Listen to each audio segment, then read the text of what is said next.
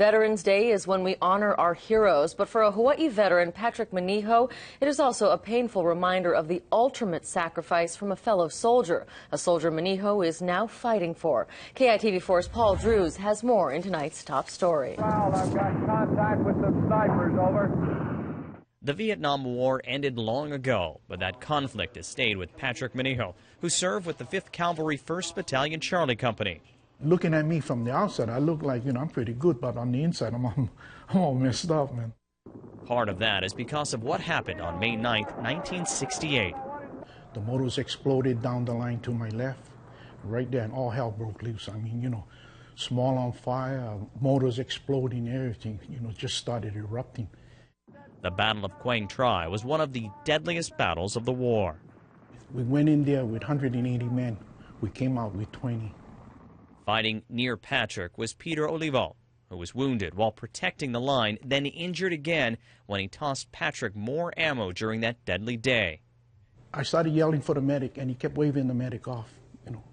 He could have stopped. He could have stopped and get medic aid, but if he did, we would have been overrun. So I guess he knew that. He knew he was dying. So he just stayed on the gun and kept fighting until he died. Heroic efforts that could have earned Olivo the Medal of Honor, if they were ever told. But Patrick couldn't talk about what happened, especially to Peter's mother or father, even though he had just made a promise just one day before that fateful battle. And Pete says, if you go home first, you see my family. And if I go home, I see your family. I said, okay, but don't worry about it, because we're going to go home together.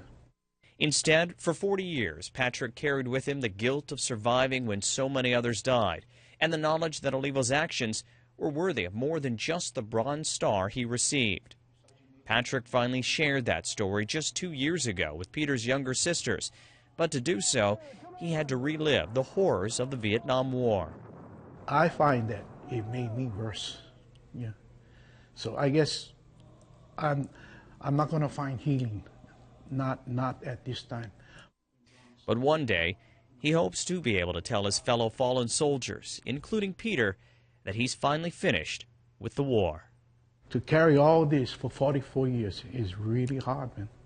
So, that's the biggest thing. I want to go to the Vietnam War. I want to go and look at their names, touch their names, and tell them it's over.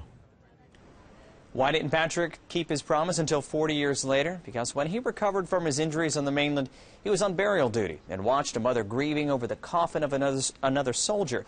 She then turned to him and said, "It should be you in here instead of my son." Patrick feared hearing those same words from Peter's mother. Now, since telling the family, Patrick has pushed for Olivo to receive the Congressional Medal of Honor.